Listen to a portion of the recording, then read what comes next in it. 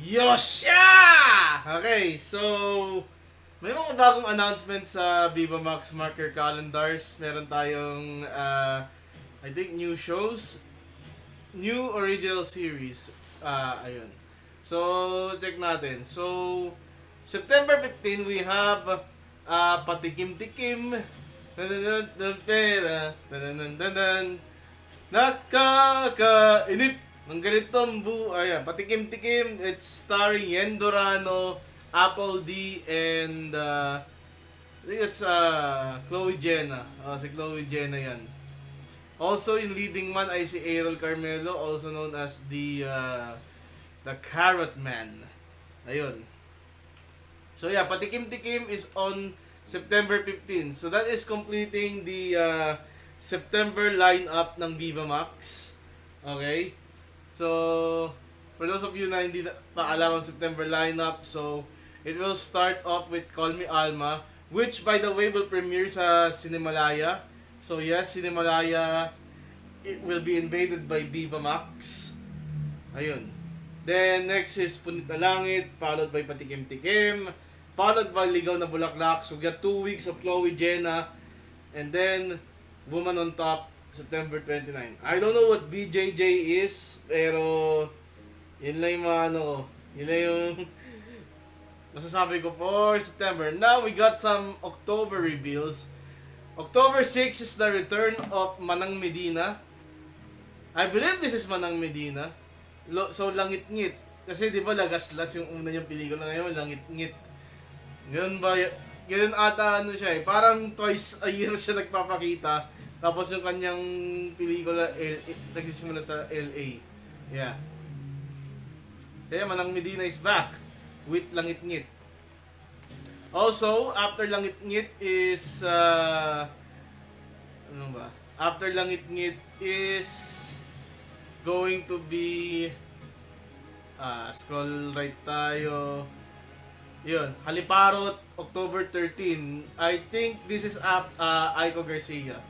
So we're getting an Aiko Garcia solo film, Haliparot. And then, kamukha niya si Michael V doon. Tapos, next is, lastly, yung, di ko alam sino andito eh. So, after Haliparot is Sastre. And I don't know sino ito. So, if you wanna guess, I believe this is Stephanie Ras. I mean, Micaela Ras. Pero yung itsura kasi parang hindi siya eh. So, wala pa yung mga cast dito. So, baka malalaman natin yan. But, yeah. So, something na nawawala is Japino. I believe it was announced for September, tapos biglang nawala. And then, nagkaroon ng shuffle, di ba, sa September card. So, ayun. So, Sastre, Miguel Ras. So, this contact are subject to change. I'm more interested on yung sa September lineup. Ayun. Of course, 11 is Kamadora. Sexy drama, pero yung trailer niya is is action. Parang action siya eh. Kasi pumapatay ng tao si dito, si Tiffany Gray. Ayun. So yeah, that's like the Vivamax content for newest content na in-announce. And then hit that intro for High School on Sex Season 2 season finale.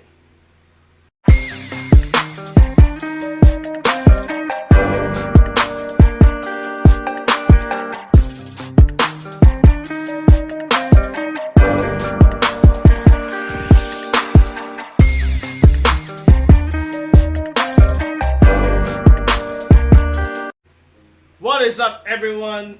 It's Sunday, and you know what that means? It's now time for our cold review of High on Sex 2 season finale, or like why I call it High School on Sex Season 2 season finale. Ayun. So the show is entitled, silipin ko lang ano yung title ng show, ha.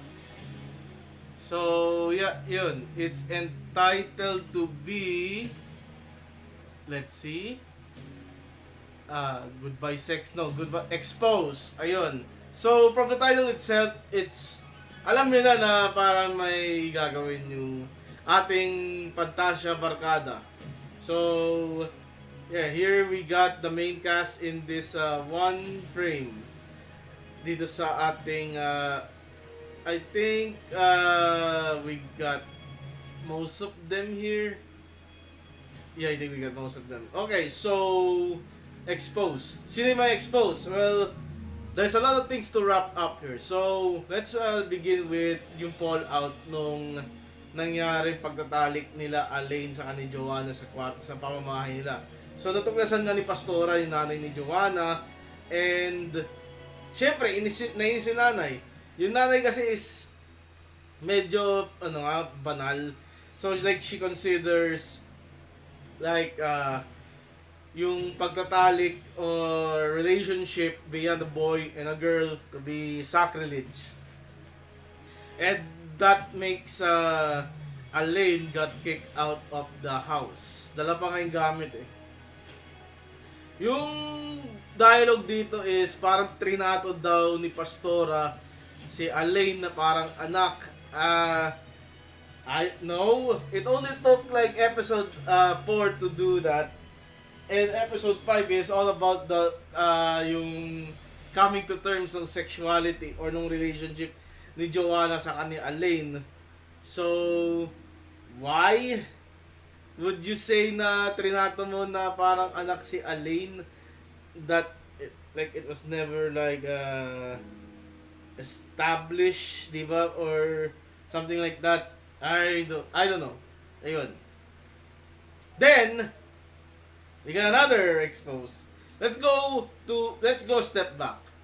Nakita ni Brian na kinakadyot kadyot lang ni Paco itong si Miss Holly, nanay ni Brian, and Brian gave Paco the one lucky punch ni Logan Paul, and he got really bruised dito.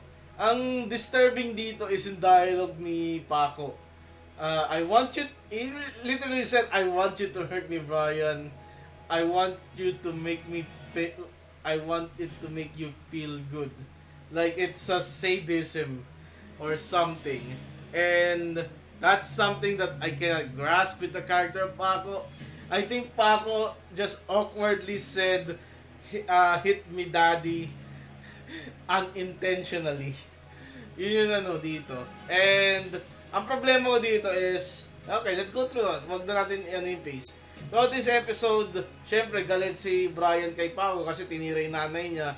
And walang consequences. Sure, Brian hit Paco straight into the jaw with the one lucky punch. Pero, they didn't really change something. I mean, at the end of the episode, Brian and Paco are still friends.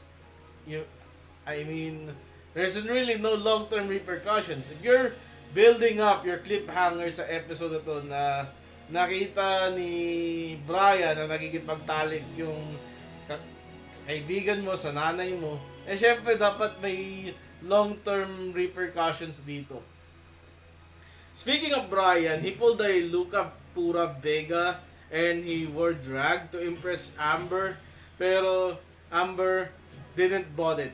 So, it's not like parang out of character kay Brian na mag-drag like si Luca Pura Vega, yung persona non grata sa sa ama namin kasi tanga. Ayun. Luca Pura Vega claimed that he did art. What he did, ang sabi ko lang, yeah, sure it's art, but that doesn't mean it's exempted from being bad. There could be art with penises like yung kay Richard Gomez, diba? And that's bad art. So art doesn't really have to be good. There's bad art. I mean, I could draw something, call it art, and it's bad art. Okay? Now, let's go back to this review. Apple D, her character G, yung kanyang character development really got stunted. Parang na-reach na yung peak ng character development ni G on episode 4. And all we see is her and Bullet banging in the library. That's it. Wala nang development whatsoever. Even Bullet. Ang mga ano dito, mga spots dito is Bullet just mispronouncing because he is having a makeout session kay G sa library. And that's it. Pero yung development, yeah, wala. And for a comedy show, this finale didn't really make me laugh. I mean, we're gonna get to what happened to the principal, si Mr. Ragos later on. Pero yun. What about Allaine? Ayun, Allaine reconciled with her parents. Kasi hindi lang siya na-kick out sa bahay ni Joanna. When she asked for a place to stay, na-kick out rin siya sa kanyang dating kinakasama. Sina Ayla Cruz, The Boy, hindi ko alam pangalan ng The Boy eh. Saka si, sino yun? Si Kate. And she got kicked out. And while Kate and Allaine didn't really meet eye to eye, later on kasi iba na yung barkada ni Kate, iba na yung barkada ni Allaine, eh parang wala rin nangyari kasi nagtawanan lang sila sa dulo eh. Sure, the ending has to feel good, but ayun. Diba? Baka sobrang ng feel good, nakalimutan na dapat, hindi na dapat magkaibigan ng dalawa na to. Ayun. Okay. So, I think I got all important plot points. Okay, Allaine reconciled with her parents. Oh yeah. So dapat may dinner si Paco saka si Joanna kasi pinipilitan ni Pastora na magkipagrelasyon si Paco kay Joanna kahit labag sa kalooban ni Joanna. Joanna set up Allaine to be in the same place with her parents. Sinama ni Allaine yung kanyang magulang and they came all to agreement. Umalis si Paco midway sa dinner when Allaine arrived, and it came to an agreement between the both parties that it's alright for them to have a relationship. Pero yung pagtatalik, nana. Ganun. Yung pagtatalik, nana. Okay. So, let's go to the main plot. Principal Ragos. Principal Ragos is like yung gym instructor from last season or last year. Siya yung manyak na teacher. Okay? Pero yung gym instructor last year, lalaki yung pinipray. Ito naman babae. Okay? So, yung last year is homosexual. This one's heterosexual. At yung pinipray niya si Erica. So, Erica showed up for school. She met Paco. Paco with may bruise nga dito sa kaliwa niyang pisngi. Niyakap niya si Erica. So, I think it means they've come to terms. Holy wait, there's no sex scene in this episode. Mamaya. They've come to good terms. Pero nag-umamin si Erica na hinaharas siya. Minomolestya siya ni Principal Ragos. The newly anointed Principal Ragos. Anointed in episode 4, I think. After the election. So, what would Paco do for his, I think now girlfriend? So, he met up with Brian, who just recently punched him. And Brian offered him a solution. Entrapment operation kay Principal Ragos. So, susumbong sila sa principal. But not this principal, kasi nga si Principal Ragos yung may sala. The other principal, si Cornelio Gatmaitan. So, in a flashback, they met up with Cornelio Gatmaitan to entrap si Principal Ragos. And this is by wiretapping yung after or recording yung after class session ni Ragos sa ni Erica.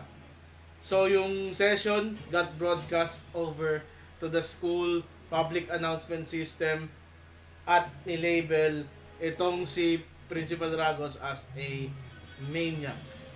Although not clearly stated na nag-resign si Ragos, it's not even, we're assuming he resigned pero parang hindi rin. kasi si Cornelio, after what he done, hindi siya yung naging bagong principal. No, he became the new guidance counselor and he did a long monologue at the end of the episode. And high school on sex gang, so that's the Paco fan club, Allaine, Joanna, sino ba isa? Allaine, Joanna, G and Bullet, bagong faction, and the Paco fan club, saka si Amber, saka si Brian. Wala, tuntua sila, tapos like nothing happened. Ayun. And that's the end of High on Sex 2 season finale. Maraming minadaling plot dito and something has to wrap up because they need to wrap up in episode 6. However, given that Secret Campus is on August 27, I kind of wish they could have extended the series to 8 episodes just to, I mean, we got the Brian's dad, yung tatay ni Brian nandito. He just have a feud with Brian and that's it. Walang nangyari. Also, yung kay Pastora, again, Rush, and, I mean, hindi pala Rush, pero, ang nangyari is,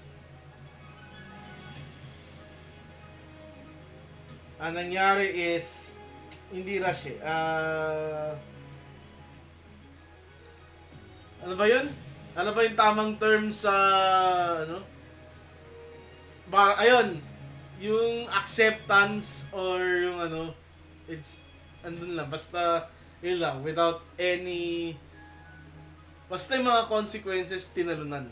Yeah, they jumped through hoops on this one. So, what would I give High School on Sex HOS2 on the tier list? Well, for me, the original one is better. So it has to be a tier lower than the original one, right? So, where's the original one? It could tie the original one or a tier lower. So, just about bearable for the original. I think I kind of rated na, I'm gonna give it, sure, let's put it the same tier as just about bearable. The thing is here, yung mature content sa finale, walang mature content, walang pagtatalik sa finale unless other in flashbacks. We also didn't get Van Halen Ong, di siya nagkipagtalik, so that's another thing, pero his character is gay, so who knows.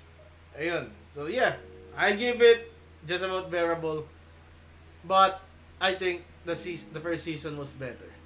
So yeah, that's what I think of High on Sex 2, the series. So this Friday, balik tayo sa we got Kamadora this Friday. So yan, MFFF Best Actress nominee, Tiffany Gray. She was nominated Best Actress? Ha? Hindi si Dimples Romana? Seryoso?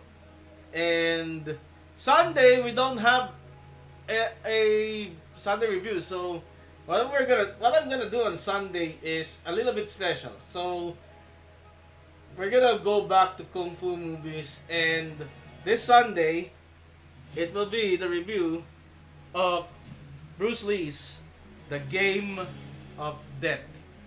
This is your boy, the God Gamer Harriet.